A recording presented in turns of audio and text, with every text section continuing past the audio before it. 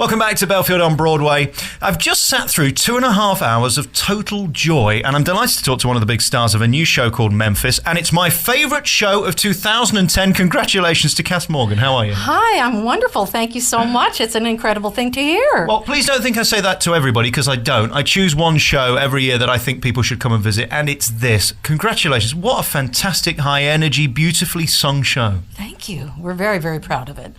It's a lot of hard work, though, isn't it?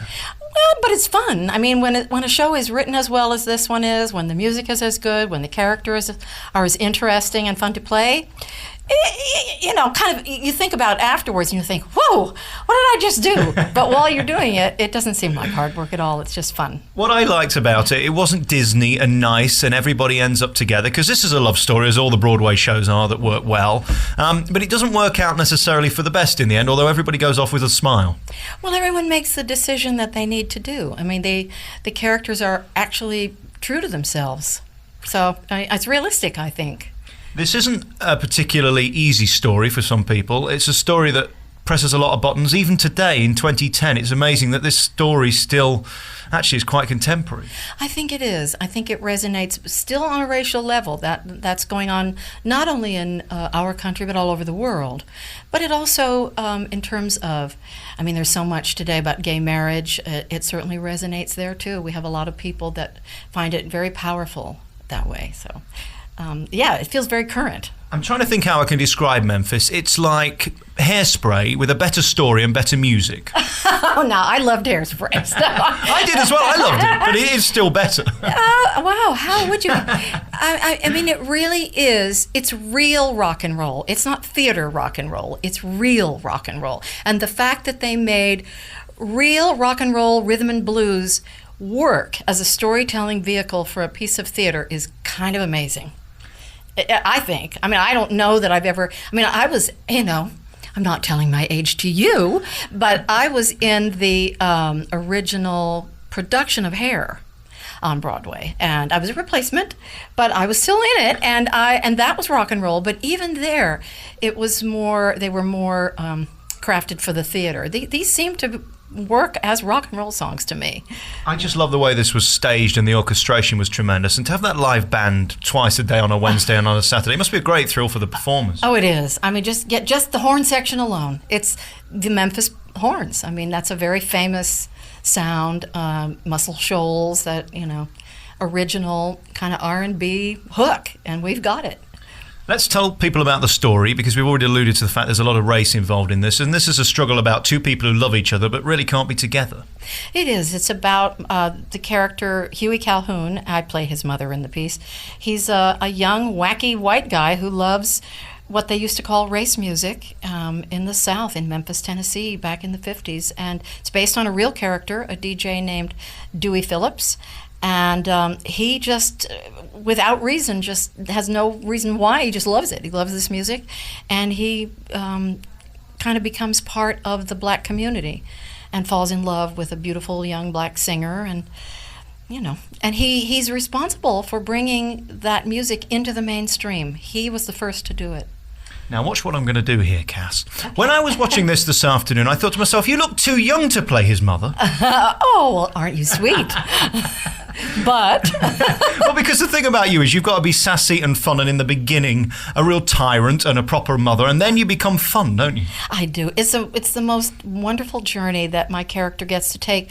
And what I love is that the audience, I can feel that they think they know who she is in the first act, but she kind of is your guide, actually, through the journey of our culture here in this country. Anyway, she represents what a lot of people have gone through and are still going through in terms of fearing integration, beginning to think, well, maybe it's not so terrible, and then in the actual end, actually accepting it, and finally, almost, not quite, but almost embracing it. What struck me about this show was she's like every mother. She wanted the best for her son, but what was best wasn't right necessarily, morally or any spectrum of humanity. Exactly right. As I first approached working on this, I thought, boy, I have to say some terrible things and do some terrible things in the first act. And that was what I eventually came to, that every single thing was motivated by my love for him. And many parents think they know what's best for their children, and they're not necessarily right. So that's certainly true in her case. Let's take your big number where you get to shine and dance and have your backing singers and the band. What's it called? It's called Change Don't Come Easy. Change Don't Come Easy from the big play. It's called Memphis. It's on here on Broadway, and it's my favourite show of 2010 because of the two stars who really do just shine in this. They deserve to win an award, and they're going to. They've got to, haven't they? I certainly think so. I think we've got a lot of awards in store for us. It's a powerful piece. It's a joyful piece, and it's completely entertaining. One night when I left early on, I was going towards the subway to go home. I was walking behind some people that had seen the show, and a man said to his wife, that show is everything that theater is supposed to be. And I thought, what a great quote. And I saw he had the Memphis program, so I knew he was talking about Memphis. Yeah, it'd be a shame if he was talking about The Lion King or something. Well, that's great too.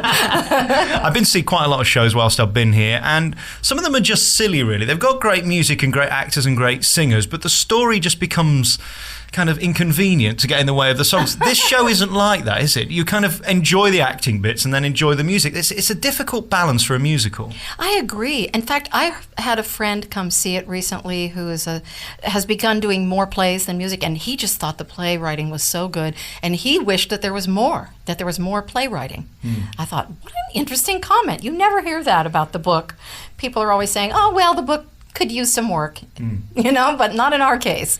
It touched my heart because it's a story about a DJ that gets fired and isn't very popular with bosses, but the audience love him. It seems to reflect my life. Oh, I'm sorry for you, Alex. I doubt it, though. No, it's true. I'm just looking at the things you've been in, like Mary Poppins and Beauty and the Beast and Hair and Children of Eden.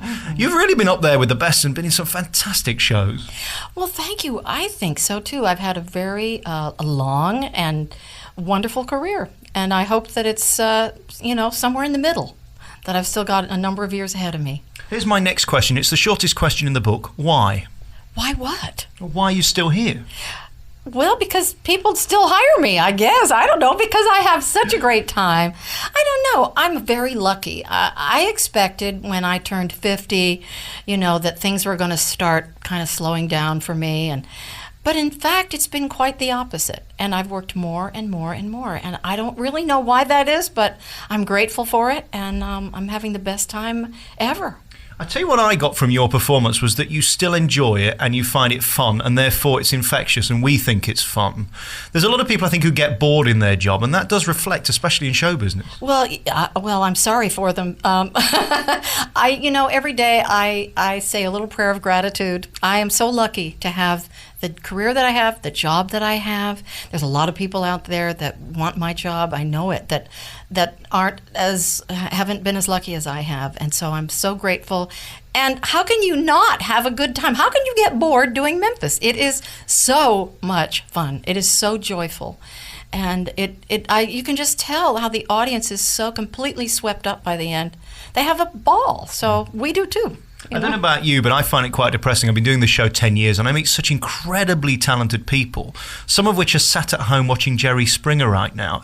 It is a shocking business that you can be the best but still not in work. It's true. I mean, I guess there are a lot of elements. There's the right pieces have to be being developed at the right time, and you have to be in the right place at the right time, and not only just physically, but also in your own mind and in your own heart and life, It's a lot of it is about that, just where you've come to, and what you present when you meet people, what you present as the center of you.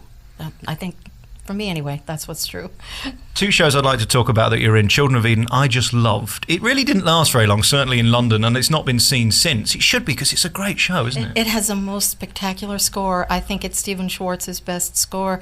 I know. I loved it. I did it in a little theater in Virginia called the Mill Mountain Playhouse in Roanoke, Virginia, and we just had a glorious time. Yeah, it was thrilling. And Mary Poppins, I just saw that the other night, and that's another terrific show. It really is up there with the best. Tell us what you did in it and how much you enjoyed it. I loved it. I played the bird woman, so it's like 180 degrees from what I'm doing right now. But I did get to sing Feed the Birds, which is probably one of the most beautiful songs anywhere.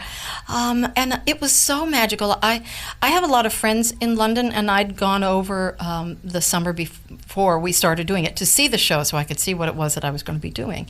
And I'll never forget sitting there and just the tears starting to pour down my cheeks. And when she flew over my head, I just thought, oh, I'm so thrilled and proud that I get to do this in New York. It's just a gorgeous, gorgeous piece of theater, I think. I think that show is the epitome of the magic of Disney, really, isn't it? I mean, it does bring the Disney magic to life. It really does. And it's a good show for actors as well. I mean, like you mentioned before, some of the Disney pieces, as terrific as they are more spectacle. And this has the spectacle, but it really is a human story. It's really a very small story about this little family.